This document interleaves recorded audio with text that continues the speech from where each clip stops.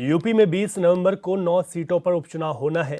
इसी को लेकर बीजेपी के स्टार प्रचारक सीएम योगी ने खुद ही उपचुनाव के लिए चुनाव प्रचार की कमान संभाली हुई है और ताबड़तोड़ रैलियां कर रहे हैं। वहीं सीएम योगी ने आज प्रयागराज के फूलपुर सीट पर चुनावी जनसभा की और बीजेपी प्रत्याशी दीपक पटेल के पक्ष में जनता से वोटों की अपील की है। वहीं जनसभा में सीएम योगी ने मोदी सरकार की कई बड़ी उपलब्धियां भी गिनाई। साथ ही उन्होंने सपा पर निशाना साधते हुए कहा कि सपा का एक ही सिद्धांत है, सबका साथ, सिर्फ सैफई परिवार का विकास। मुख्यमंत्री योगी आदित्यनाथ ने कहा कि भाजपा के लिए चुनाव सेवा का एक मिशन है, जबकि सपा और बसपा के लिए चुनाव एक व्यवसाय है। सपा के लिए काले कारनामों को अंजाम देने, जनता का शोषण करने, कर्फ्यू और दंगा करने, लूट खसोट और भ्रष्टाचार का सर्टिफिकेट है।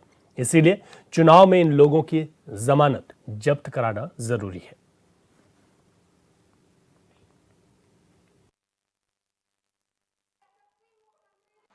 समाजवादी पार्टी का कोसों दूर तक इससे कोई रिश्ता नहीं है।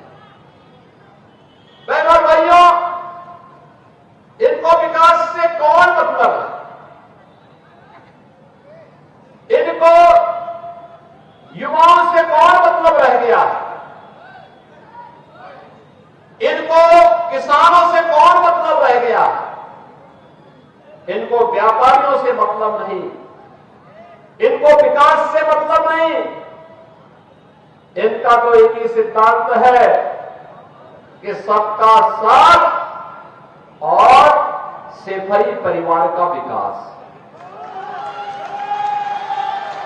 उससे ऊपर सोच भी नहीं सकते,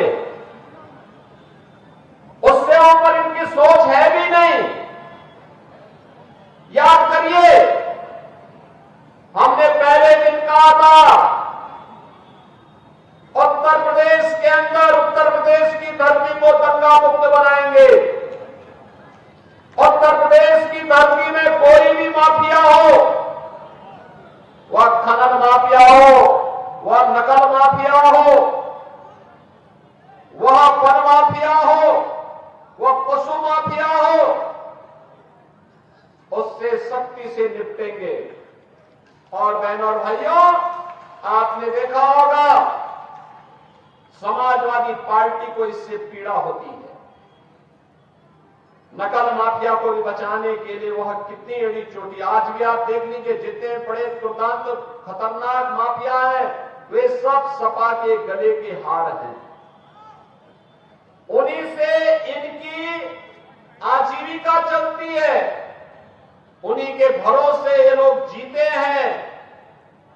और इसीलिए जब युवाओं के लिए सुचितापूर्ण तरीके से परीक्षाएं हो, जब सरकार उन युवाओं के हित के लिए कार्य करते, हमने तो पहले दिन कहा था कि युवाओं के भविष्य के साथ खिलवाड़ करने वाले के भविष्य के साथ फिर हम भी खिलवाड़ करेंगे।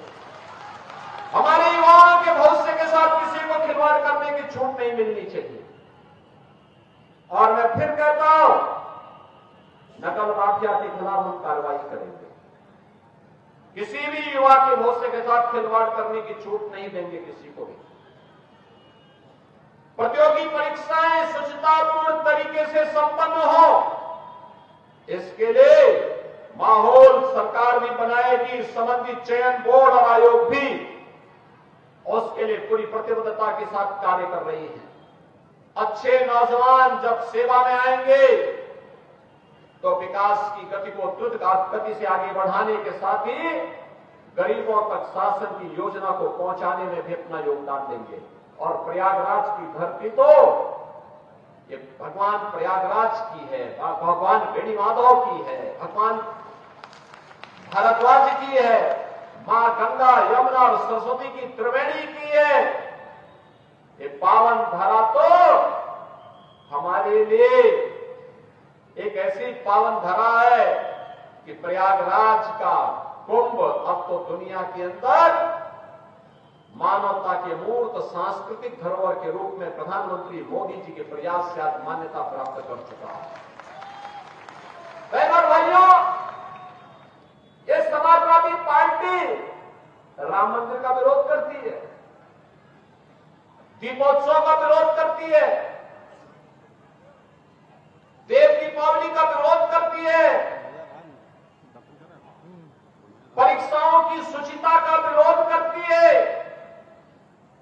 विकास के कार्यों का विरोध करती है, गरीब कल्याणकारी योजनाओं को, जो गरीबों को लाभ मिलता है, उसका भी विरोध करती है। यह तो केवल और केवल बांटने की राजनीति पे विश्वास करती है। बहनों और भाइयों, अयोध्या में 500 वर्षों का इंतजार क्यों हमें करना पड़ा था? क्यों करना पड़ा था? क्योंकि हम बटे थे। काशी में क्यों हमें अपमान झेलना पड़ा था? क्योंकि हम बटे थे। मथुरा में क्यों अपमान झेलना पड़ा? क्योंकि हम बटे थे। और जब बटे थे तो कटे थे। बटना नहीं है, एकजुट होना है। याद रखना, भारत की आज की सबसे बड़ी चुनौती है जाति के नाम पर बांटने वाले लोग देश के दुश्मन की तरह काम कर रहे हैं। ये आपको जाति के नाम पर बांटेंगे, तुष्टीकरण की नीति पर चलेंगे। दुर्भाग्य से अगर सत्ता कभी ऐसे लोगों को मिल जाती है, तो गरीब हिंदू तक ही लगाई देखते रह जाता है, लेकिन कभी उसको शासन की योजना का लाभ नहीं मिल पाता है। आपने पिछले 10 वर्ष में देश के अंदर, 7 साढ़े 7 वर्ष में उत्तर प्रदेश के अंदर देखा होगा। चलिए आगे बढ़ेंगे दूसरी बड़ी खबर के साथ। यूपी के झांसी के महारानी लक्ष्मीबाई मेडिकल कॉलेज में भीषण आग लगने से 10 नवजात शिशुओं की मौत हो गई।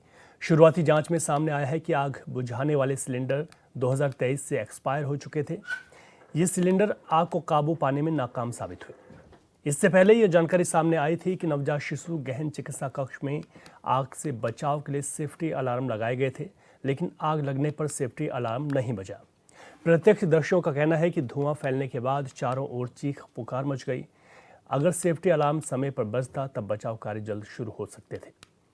वहीं नवजात की मौत के बाद अस्पताल के बाहर परिजन रोते बिलखते नजर आए और जमकर हंगामा किया। गुस्साए परिजनों ने मेडिकल गेट नंबर 2 पर बैठकर हंगामा शुरू कर दिया है, जबकि उप मुख्यमंत्री ब्रजेश पाठक ने बताया कि फरवरी 2024 में मेडिकल कॉलेज में फायर सेफ्टी की व्यवस्थाएं देखी गई थी। जून में ट्रायल भी किया गया था, मगर अफसोस कि वह बात एसएनसीयू में शुक्रवार की रात आग लगने की घटना हुई और 10 नवजात शिशुओं के जलने से दम तोड़ दिया। सरकार ने 10 नवजात की मौत पर मुआवजे की मरहम लगाने की कोशिश की। मृतक के परिजनों को 2-2 लाख मुआवजे का ऐलान कर दिया गया। साथ ही 12 घंटे में जांच रिपोर्ट देने का भी निर्देश दिया है। लेकिन सवाल है कि गोरखपुर के बाद झांसी में भी हादसा कैसे हो गया।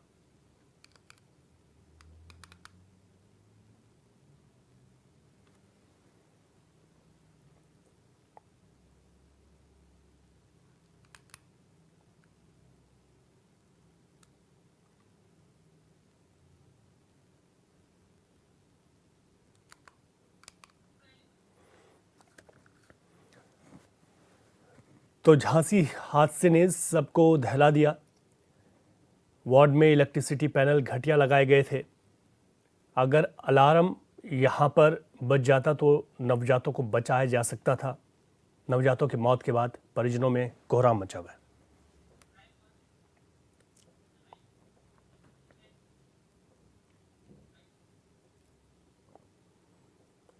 तो ये वाकई में दिल दहला देने वाली घटना है। धीरेन्द्र रायकवार झांसी से संवाददाता हमारे लाइव जुड़ गए हैं, उनके पास चलते हैं और इसको विस्तृत तौर पर समझते हैं कि आखिर इतनी बड़ी दुखद घटना हो गई और क्या कुछ वजह रही।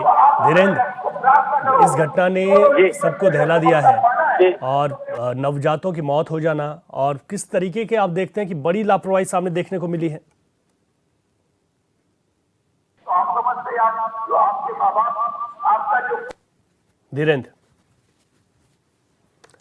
धीरेन्द्र रायकवार से एक बार फिर से जुड़ने की कोशिश करेंगे। तो भीषण आग से झुलसने से 10 नवजातों की मौत हो गई। 41 शिशुओं का यहाँ पर इलाज चल रहा था। फायर सेफ्टी को लेकर यहाँ पर तमाम अब सवाल उठने लगे हैं। झांसी के इस हादसे ने तमाम सवाल खड़े कर दिए हैं स्वास्थ्य विभाग पर भी। आग बुझाने में जो सिलेंडर यहाँ पर थे वो पूरी तरीके से नाकाम साबित रहे। नवजात की मौत के बाद परिजनों ने हंगामा किया और पूरी तरह से यहाँ पर कोहराम मचा हुआ है। गेट नंबर 2 पर ये तस्वीरें देखिए जहाँ पर परिजन रोते बिलखते हुए अब प्रदर्शन कर रहे हैं।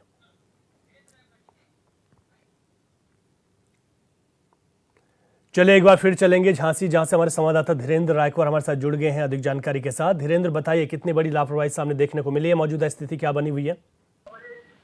बिल्कुल, मौजूदा बात करें तो तमाम आला अधिकारी पहुंच रहे हैं, आश्वासन पर आश्वासन दे रहे हैं, लेकिन जिन मासूमों की मौत हुई है उनके परिजन लगातार बस एक ही बात कह रहे हैं कि 15 घंटे बीत गए हैं, उन्हें अपने बच्चों के या तो शव देखने को मिल जाए या फिर शायद वो जिंदा मिल जाए, ऐसे उन परिजनों का कहना है। हालांकि अब तक ना तो उन्हें शव देखने को मिले हैं, जिसके बाद परिजन लगातार बेहद परेशान है, उन्हें आश्वासन पर आश्वासन मिल रहा है, ना तो उन्हें बच्चे मिल रहे हैं देखने के लिए, जिसके बाद गुस्साए परिजनों ने रोड किनारे जो मेन दरवाजा है वहां पर पहुंचकर बैठ जाते हैं। तमाम आला अधिकारी मौके पर पहुंचे हैं और उन्हें समझाने बुझाने का प्रयास कर रहे हैं। जी अब धीरेन्द्र, क्या स्थिति है, अंदर से क्या सूचनाएं मिल रही हैं, आखिर क्यों इतना वक्त लग रहा है इस हादसे को लेकर? क्या सूचनाएं आपके पास, किस तरीके से यहाँ पर पूरा ये हादसा हुआ? जो नवजातों के झुलसने की बात सामने आई है, प्रशासन की ओर से क्या कुछ बयान यहाँ पर आया है? बिल्कुल, प्रदेश के डिप्टी सीएम और जो कि स्वास्थ्य मंत्री है ब्रजेश पाठक जी तुरंत घटना के बाद पहुंचते हैं और उन्होंने जांच के इसमें प्रशासनिक जांच और मजिस्ट्रेट जांच और जिला की एक टीम गठित की है, जिसमें फायर सर्विस की फायर जो दमकल विभाग है उसकी एक टीम होगी और जांच कराई जाएगी। जो भी दोषी पाएंगे वो जाएंगे, उनको बख्शा नहीं जाएगा, ब्रजेश पाठक ने साफ तौर पर कहा है। इसके साथ ही आपको बता दें कि वहां पर जो हालात थे, जो तस्वीरें थी, वह भयावह कर देने वाली थी। एक सबसे बड़ी बात यह है कि तमाम सवालात खड़े होते हैं, सारे दावे किए जाते हैं, जांच होगी, जांच के बाद कार्रवाई होगी, लेकिन ऐसे में एक बड़ा सवाल है वो जो 10 मासूमों की मौत हो गई है उसका जिम्मेदार कौन? लेकिन ऐसे में स्वास्थ्य महकमे की बात करें तो स्वास्थ्य महकमे पर एक बड़े सवाल खड़े हो रहे हैं। वहां पर जो परिजन है उनका साफ कहना है कि जब आग लगी ना तो फायर वाले अलार्म बजे हैं, ना ही कोई अलार्म की सूचना मिली है कि अलार्म बजे हो। वहां पर लोगों का कहना है कि पहले से ही खराब स्थिति में पड़े थे, जिसकी वजह से आग लगी और किसी को पता नहीं चला। इस दौरान आपको बता दें कि खिड़कियां तोड़कर मासूम बच्चों को बाहर निकाला गया। जो तस्वीरें साफ तौर पर देख रहे होंगे, एचएनएन ने पूरी रात अपडेट दी है और लगातार अपडेट के साथ हर खबर को प्रकाशित समय से किया है। इस दौरान आपको दिखा दें जो तस्वीरें थी वो भयावह कर देने वाली थी, किस प्रकार खिड़की तोड़कर वहां से जो मासूम बच्चे हैं उनको निकाला गया। लेकिन अब तक कई ऐसे परिजन हैं जिनके मासूम बच्चों का पता ही नहीं है, ना तो उनके शव मिले हैं, ना ही वह कहीं जिंदा है जहां इलाज चल रहा हो। फिलहाल इसी वजह से जो परिजन है वो बेहद परेशान है। जी धीरेन्द्र, अस्पताल प्रशासन का क्या कुछ कहना है? परिजनों की एक मांग है कि उनके जो नवजात यहाँ पर जिनका इलाज चल रहा था उनके बारे में स्पष्ट जानकारी उनको दे दी जाए, और उनका इस वक्त रो रो कर बुरा हाल भी है। क्या मांग कर रहे हैं परिजन, और अस्पताल प्रशासन की ओर से कुछ कहा गया है क्या, क्योंकि इतना वक्त बीत गया है? बिल्कुल, 15 घंटे बीत चुके हैं अब तक, लेकिन सवाल वही खड़ा हो रहा है। परिजन लगातार मांग कर रहे हैं कि उनके अगर मासूम हैं तो उनके या तो वो जिंदा उनके सामने आए, या अगर कोई घटना उनके साथ घट गई है, उनकी जैसे मौत हो गई है, तो वो सब बाहर लाए जाए, सब बताए जाए। कम से कम जो माँ है वो जो 3-3 4-4 दिन के बच्चे हैं उनको एक बार अब कम से कम जी भर के देख तो ले। जो माँ है उनकी रो रो कर बुरा हाल है। जो भी मासूमों की मौत हुई है, जो मासूम अब तक लापता है, उनके भी परिजनों का रो रो कर बुरा हाल है। उनका बस एक ही कहना है कि कम से कम जिंदा ना सही, कम से कम मरने के बाद अपने बच्चे का, अपने लाल का एक बार चेहरा ही देख ले। बिल्कुल धीरेन्द्र, बहुत दुखदायी घटना है, बहुत दुखदायी है। जिन्होंने भी सुना है सब लोग गमगीन है, परिवार का क्या हाल होगा ये वाकई में सोचने वाली बात है। बहुत शुक्रिया आपका। आगे बढ़ते हैं। यूपी के सीतापुर से एक ऐसा मामला सामने आया है जो सरकार की व्यवस्थाओं पर सवाल उठाता है। मामला बेहटा ब्लॉक के सहरिया रानीपुरवा से जुड़ा हुआ है। लाभार्थी सुनीता को पीएम ग्रामीण आवास योजना के तहत आवास मिला था, जिसमें 1,40,000 रुपए की रकम आई थी। आरोप यह है कि प्रधान और ब्लॉक के पंचायत मित्र मिलकर लाभार्थी से 32,000 की वसूली कर लेते हैं। इसके बाद लाभार्थी का आवास आधा अधूरा ही बन पाया और गरीब परिवार अधूरे बने पीएम आवास में झिल्ली तानकर अपने छोटे छोटे मासूम बच्चों के साथ ठंड में जिंदगी गुजारने के लिए मजबूर है। इस मामले को लेकर एचएनएन ने प्रमुखता से खबर दिखाई थी। इसके बाद ब्लॉक के कर्मचारी जांच के लिए आए हैं, लेकिन ग्राम प्रधान और सेक्रेटरी ने शिकायत वापस लेने और सादे कागज पर हस्ताक्षर करने के लिए दबाव बनाने लगे। पीड़ित परिवार का आरोप है कि मना करने पर भविष्य में कोई भी लाभ न दिए जाने और फर्जी मुकदमे में फंसाने की धमकी भी दे दी गई है। वहीं पीड़ित परिवार ने डीएम को इसकी शिकायत की है, लेकिन इसके बावजूद भी कार्रवाई नहीं हो पाई। अब पीड़ित देश के प्रधानमंत्री नरेंद्र मोदी और मुख्यमंत्री योगी आदित्यनाथ से न्याय की गुहार लगा रही हैं। उधर समाजवादी पार्टी के नेता जावेद नासिर ने कहा कि उपचुनाव के बाद पीड़ित परिवार को न्याय दिलाने के लिए धरना देंगे।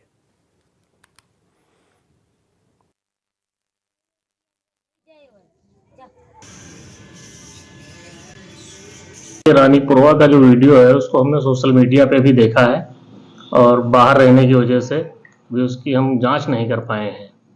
ये एक वीडियो नहीं है, ये पूरे उत्तर प्रदेश में ग्राम सभा से लेकर के और राज्य स्तर तक भ्रष्टाचार चरम पर है। कोई किसी की सुनने वाला नहीं है। सत्ता के जो विधायक हैं, सांसद हैं, वो विरोध कर रहे हैं। अधिकारियों का आप सुन रहे होंगे, रोज देख रहे होंगे, उनकी न्यूज़ें आ रही हैं। आप समझिए, जब एक विधायक से मारपीट होती है और 3-3, 4-4 दिन मुकदमा वो नहीं लिखवा पा रहा है, तो आम जनता का क्या हाल होगा।